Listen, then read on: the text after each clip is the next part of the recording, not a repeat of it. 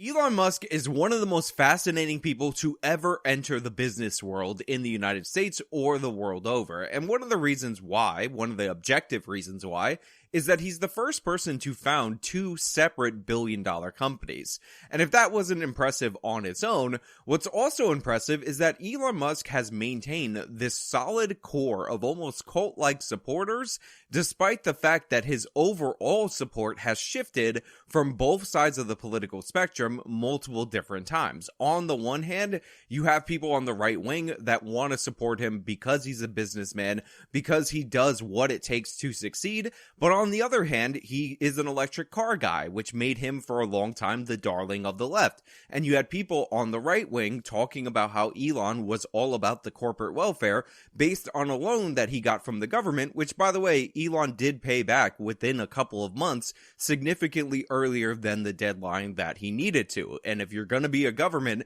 that's doling out money in all different directions, it's hard to be somebody in the private sector to not accept those low interest loans when the government makes the rates artificially low and the incentives are so strong that you basically have to take it. Now, Elon could have got private financing to start up Tesla. That definitely was a possibility. He just wasn't going to get the rates that he got from the government from the private market based on the idea that electric cars were largely unproven in the marketplace as economically viable. But Elon has completely changed that. And one of the things that Elon has done, and now that he's shifted even further in terms of his base of support, I don't know if he's actually shifted, is anger the entire left by buying a huge chunk of Twitter and now pledging or maybe making an offer to buy up Twitter as a whole and take it private so that he can reinstall freedom of speech in the company. We're going to go over this story. It's going to be amazing. But first, we got to talk about our newest sponsor. Our mental health can be affected by our physical appearance. You know that, I know that, and major corporations selling you not very good anti-aging products know that as well. This is one of the reasons why I actually use and I support our long-term sponsor, Health with Justice. This collagen powder is the best. It's absolutely wonderful. You just put one scoop in your morning beverage every single day, and you'll see that itty bitty baby glowing skin come out. Look at how much my skin is glowing. It is amazing in every possible way. That's healthwithjustice.com, and you can get 51% off this month only for my viewers only, healthwithjustice.com. So in the month of March, Elon Musk started polling people on his Twitter, which, by the way, Elon Musk has an enormous Twitter following, about the prospect of him buying off Twitter, or if Twitter censors freedom of speech far too much, and if that needs to be a change, when unbeknownst to the public, Elon had actually purchased enough to make him the largest individual shareholder of Twitter as of early March. Now, technically, Elon broke the law. He violated some SEC regulations by not disclosing this purchase within 10 days of actually making it. Anytime you move that much money around in the market, you're supposed to disclose it. But when it was actually announced that Elon had purchased Twitter for around $30-something a share, the shares went up in price to over $50 a share, thus compensating Elon Musk in terms of value in his investment far more than the fines that he pays by the SEC. Whether or not you think the SEC regulations are a good enough system to deal with these kind of incentives is on you, but Elon, of course, came out ahead in that situation, and he's made no bones in the past about how much he dislikes the SEC. Why make that offer? Well, I think it's very important for there to be an inclusive arena for free speech, where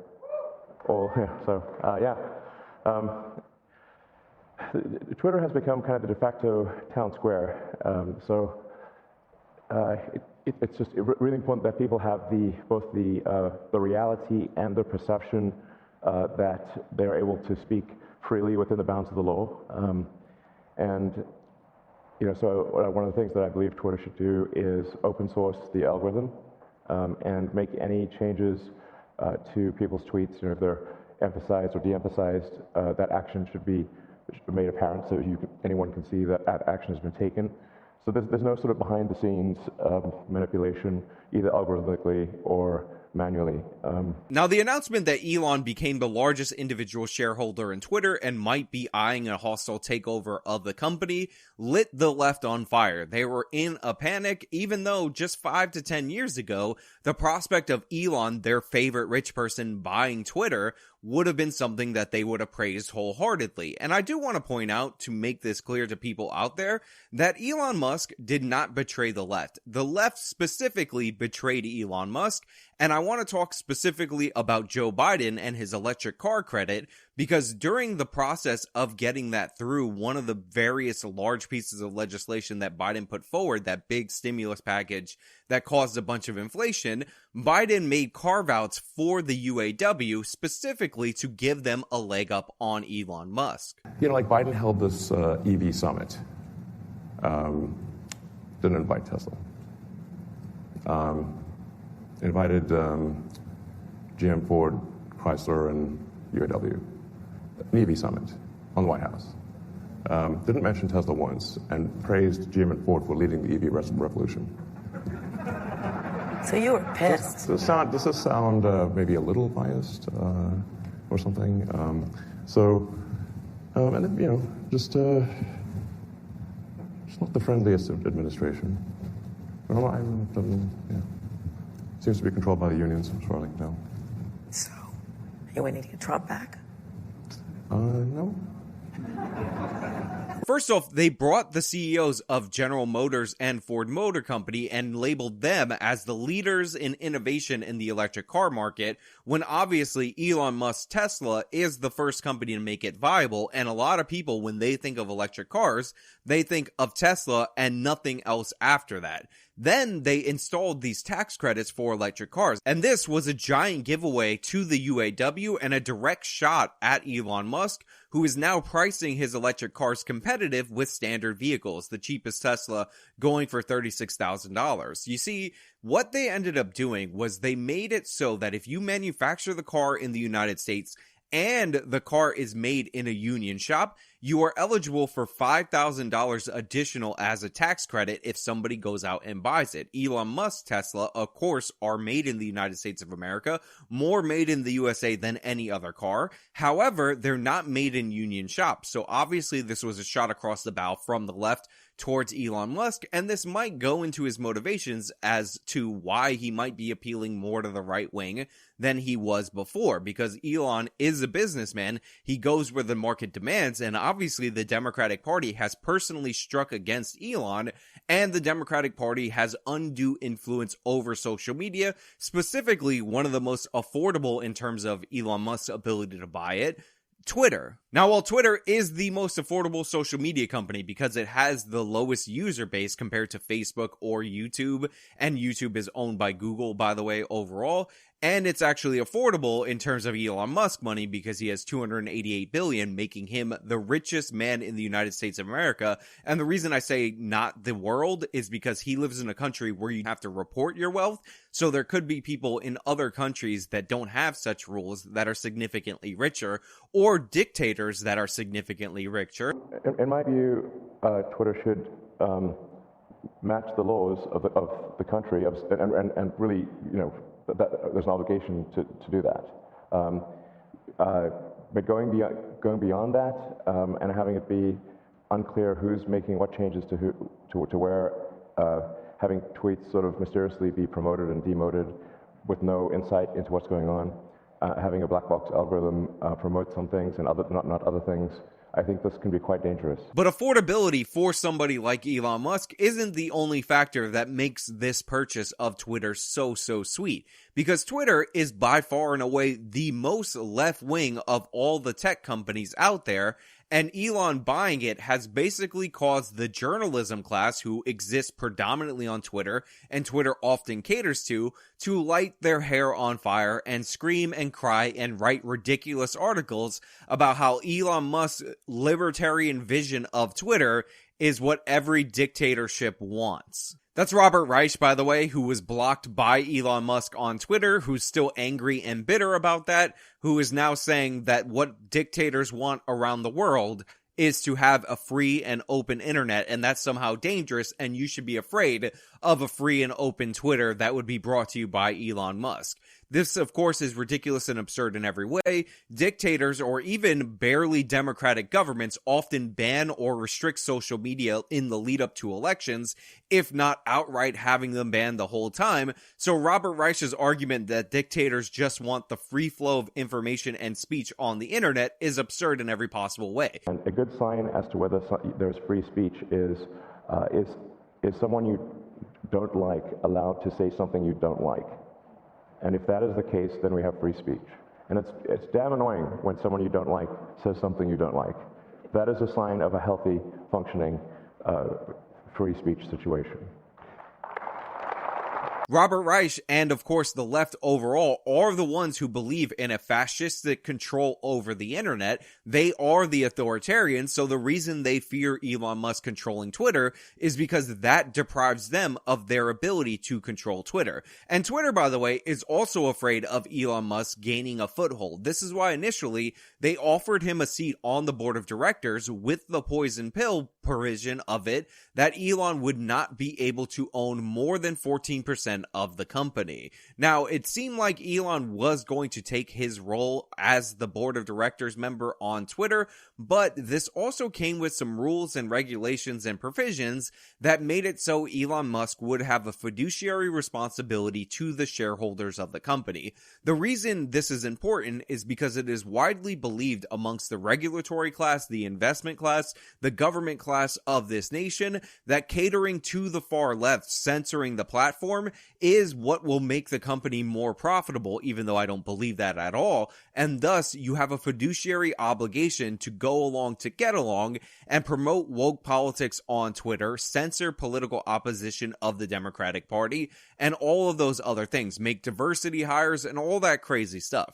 Now, Elon looked like he was going to take it. People were reporting that Elon was going to take this position on the board, which seemed rather odd because if he was making a giant purchase of Twitter, if he was trying to change Twitter from within Twitter, capping himself at 14% and making himself subject to the rules and regulations that the social media companies use as justification for their shareholders for the censorship, didn't seem like it aligned with that goal. And it turns out the people who thought that was the case were 100% right, because Elon Musk actually rejected that and proposed to buy Twitter outright for a sum of around $50 billion. I believe it was 45, and the price of the shares would have been something like $52 or $54 a share, which is over the value of Twitter, not over its peak value, but over the current value of Twitter, and is a substantially good offer for the company. Now, this is crucial for a number of reasons. One, Elon Musk intends to take Twitter to a private corporation, thus not subjecting him to the fiduciary responsibility to the shareholders that publicly traded corporations have. And considering that wokeness is kind of baked into that fiduciary responsibility right now, and you would have to have a private company prove that that is false in order for that to change, this seems like the only way to get change in censorship on social media platforms, because what happens at Twitter, if it ends up being economically viable, will thus be expected of other social media organizations. And number two, because he offered a good offer to the company of Twitter, they have to consider this offer because they have a fiduciary responsibility to their shareholders. If this appears to be the best offer that they're going to get, they're going to have to come up with a number of reasons why they're rejecting it. And make no mistake, those on the board of directors at Twitter do want to reject this. First and foremost, a bunch of these people are diversity hires. Outright, it's just factually true. Because Twitter wants to have diverse board members in order to say, look, we're a very diverse and woke company, you realize that unlike many other companies, none of these people are significant stakeholders in the company. In fact, the second highest shareholding member of Twitter is Jack Dorsey with about 2% of the shares of the company. Elon Musk, with his one-time purchase, holds about 10%. So he's 5 times a greater owner than the founder of the company, and you could just imagine how low the shares of the other board members of the company actually are in comparison to Musk and to what you would actually expect. These people aren't actually invested in the future of the company, which would lead to other problems if they just try to reject outright Elon Musk's generous offer for the company. Now, of course, they can't serve their own interests because a lot of them know they are not long for the Twitter board, board once Elon Musk takes over and takes the company private. Even though if they reject this offer, we all know for a fact that is a huge reason why they were doing that to their shareholders. Now, I know a lot of you are going to say, well, Twitter sucks anyway. Who cares about Twitter? Get on X, Y, and Z alternative platform. You can't save Twitter, and I don't even trust Elon Musk to try to save Twitter, even if he tries to, and they're not going to accept this offer. They're going to have somebody else get together and buy the company. Now, I get that. I understand those feelings. I understand why people would reject the mainstream social media companies. But the thing is, you're missing the point if that's what you're harping on. If this creates a scenario where Google or Facebook or any of these companies try to get together in order to buy Twitter outright from Elon Musk in order to save the board of directors, that is a show of the hand of who's actually in charge in this nation. The fact that the Biden regulatory board would likely approve something like that, even though Facebook buying Twitter should trigger antitrust things, is very telling about where we're at in this country. And the fact that all these journalists who are on the left, who hate the capitalists, who don't want to be subject to Elon Musk's control and say, oh, corporations could do whatever they want unless Elon Musk buys it, will be subservient to that goal is quite interesting, and it is quite compelling. It shows us exactly who's running the show in this nation, and if Elon Musk is able to pull it out because he has the money or he has a ton of money, and it's not really going to be that easy for any of these companies to justify that purchase or outbidding Elon Musk for that purchase,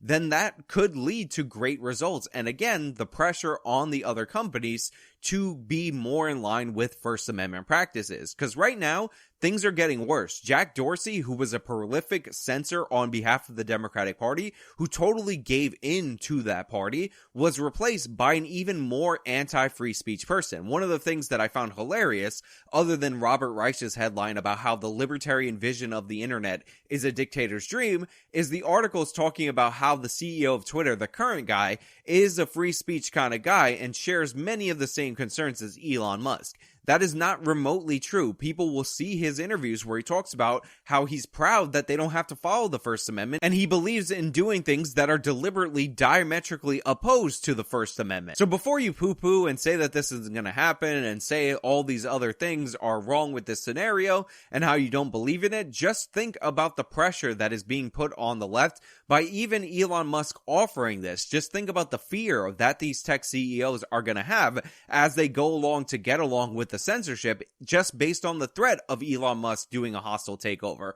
Also, Elon has made it clear that he will likely dump all of his Twitter stock if they give BS reasons for him not being able to buy the company. And considering if they don't let him buy the company, the reasons would be BS, that is likely to happen. So all of these people are going to pay for the consequences of pushing that woke ideology. They always talk about how they have to have their positions over profits. Well, Elon Musk has put that to the test right now with this great offer that is profitable for the shareholders of Twitter, and I don't think any of these people are ready for it. You don't like to lose. If in this case you are not successful in, the board does not accept your offer, you've said you won't go higher, is there a plan B?